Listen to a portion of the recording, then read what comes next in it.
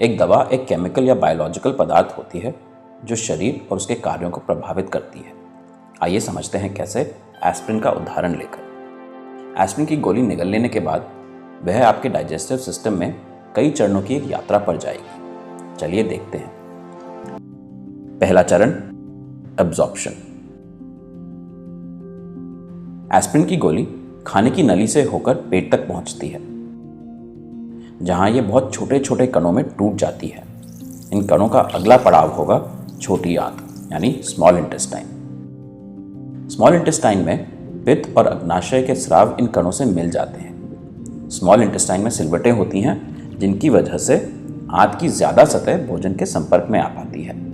इन सिलवटों पर उंगलियों की आकार की छोटी छोटी बनावटें होती हैं, जिन्हें विलस कहा जाता है। हर विलस में ब्लड कैपिलरीज होती हैं। विलस पोषक तत्वों, जिन्हें यहाँ पर हरे रंग में दिखाया गया है, उनको अवशोषित करके इन कैपिलरीज को दे देते हैं। दवा का अवशोषण तब होता है जब वे प्रवेश करती हैं खून में, जो कि दवा को पूरे शरीर में फैला देता है। अगला चरण, डिस्ट्रीब्यूशन।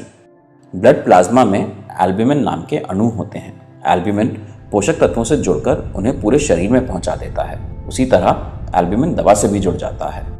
यहाँ आप एस्पिरिन के अणुओं को एल्ब्यूमिन से जुड़ते हुए देख सकते हैं। एस्पिरिन के जो भी अणु एल्ब्यूमिन से जुड़ जाते हैं, उन्हें लिवर फिल्टर करके शरीर से बाहर निकाल देता है। केवल शेष एस्पिरिन अणु ही शरीर में फैलकर अपना काम कर पाते हैं। अगला चरण, मेटाबॉलिज्म।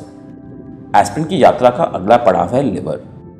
एस्पिरिन युक्त ब्लड लिवर की नीचे वाली नस से लिवर में जाता है और ऊपर वाली नस से बाहर निकल जाता है।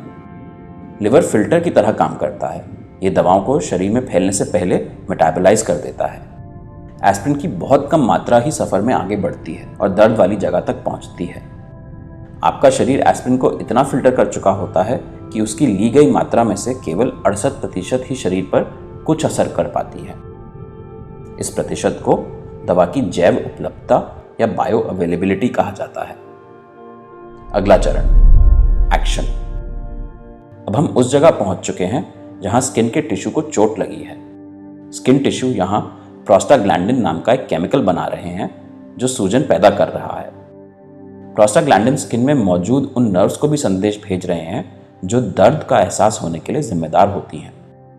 एस्पिरिन के अणु खून के माध्यम से यहां पहुंचकर इस प्रोस्टाग्लैंडिन को बनने से रोक देते हैं। इससे सूजन कम हो जाती है और दर्द का एहसास भी कम हो जाता है। यानी एस्पिरिन ने अपना काम कर दिया। आखिरी चरण, एक्सक्रीशन या दवा का शरीर से बाहर निकलना।